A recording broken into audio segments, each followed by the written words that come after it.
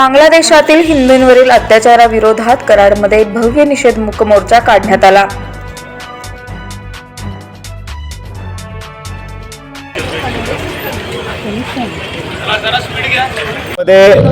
हिंदू बांधवांवर ज्या पद्धतीनं अन्याय होतोय, विविध प्रेसच्या माध्यमातून, विविध व्हिडिओ क्लिप्सच्या माध्यमातून खूप भयानक असा प्रकार डोळ्यानं बघायला मिळतोय आणि त्यामुळे याच्या निषेधार्थ आज कराडमध्ये निषेध मोर्चा आयोजित करण्यात आलेला आहे. तमाम या परिसरामधले हिंदू बांधव एकत्र आलेले आहेत आणि या सगळ्या बांधवांनी सहानुभूती, आपल्या समाजातली जी लोक बांगलादेशमध्ये आहेत आणि ज्यांच्यावर अन्याय होतोय अशा लोकांच्या विषयी सहानुभूती व्यक्त करण्यासाठी आणि बांगलादेश सरकारचा निषेध करण्यासाठी सगळेजण एकत्र झालेलो आहोत. आणि या मोर्चाच्या माध्यमातून बांगलादेश सरकारला एक प्रकारचं सगळ्या हिंदू बांधवांच्या वतीनं, भारतामध्ये राहणाऱ्या नागरिकांच्या वतीनं एक प्रकारचा संदेश देण्याच्या बाबतीमधलं काम आज समाजाच्या वतीनं आम्ही सगळेजण मिळून करत आहोत. सगळ्याच जाती धर्माच्या लोकांना सलोख्यानं एखाद्या देशामध्ये राहता आलं पाहिजे, त्यांच्यावर अन्याय नाही झाला पाहिजे, ही जबाबदारी खरं तर सरकारची असते.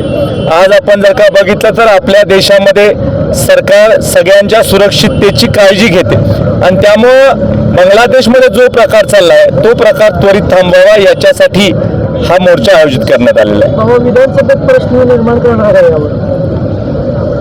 तर विधानसभेमध्ये खरं तर हा सगळ्यांच्या जनभावनेमधनं एक प्रकारचा त्या देशाला संदेश जाईल अशा प्रकारची चळवळ निर्माण करण्याचा हा विषय आहे. हा तसा थेट राज्य सरकारशी संबंधित विषय नाही आहे. राज्य सरकार ह्याच्यामध्ये थेट काही बांगलादेश सरकारला सांगू शकत नाही.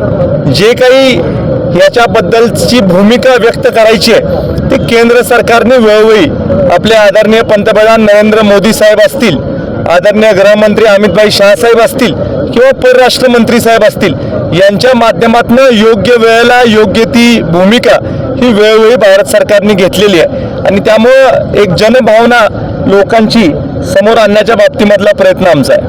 बांगलादेशमध्ये हिंदू महिलांच्यावर जे अत्याचार चालले त्याच्याबद्दल काय सांगाल? महिलांच्यावर अत्यंत दुर्दैवी आहे. कुठल्याच देशामध्ये अशा प्रकारच्या घटना घडू नयेत. आम्हाला सगळ्यांना व्यक्ती म्हणून, एक मानव म्हणून आम्हाला याच्याविषयी खूप मोठा आक्रोश आहे. खूप वाईट वाटतं आम्हाला या सगळ्या गोष्टींच्या विषयी आणि त्यामुळं याच्यासाठी आम्ही सगळ्यांनी मिळून जे आपल्याला लोकशाहीच्या बांगलादेशमध्ये तिथल्या सरकारच्या पाठिंब्यानं त्या ठिकाणी असलेल्या हिंदू बांधवांवर अतिशय अनन्वित अशा पद्धतीचे अत्याचार त्या ठिकाणी चालू आहेत. हिंदू देवदेवतांचा अपमान कसा करता येईल, त्या ठिकाणी त्या आपल्या जी काय मंदिर आहेत त्याचा विध्वंस कशा पद्धतीनं करता येईल आणि यामागं तिथलं सरकारसुद्धा या मंडळींच्या, समाजविघातक मंडळींच्या पाठीशी आहे आणि त्याचा निषेध करण्यासाठी आज या ठिकाणी हा मोर्चा आम्ही या ठिकाणी काढत आहोत. आपल्या स्वामींना जे अटक केली आहे त्यांच्याबद्दल म्हणजे जे वकील देईल त्याला खलास करणार, त्याला मारणार, त्याच्याबद्दल तुम्ही काय सांगाल?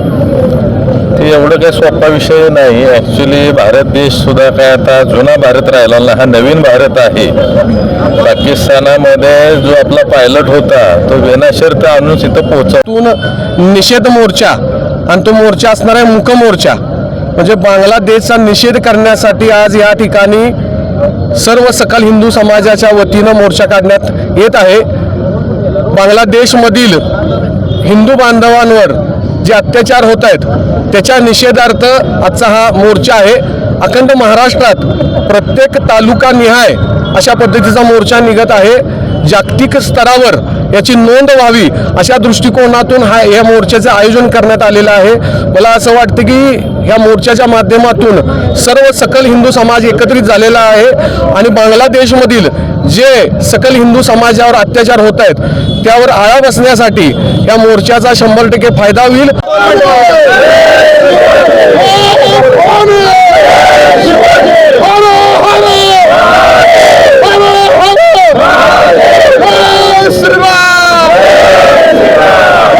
श्रीराम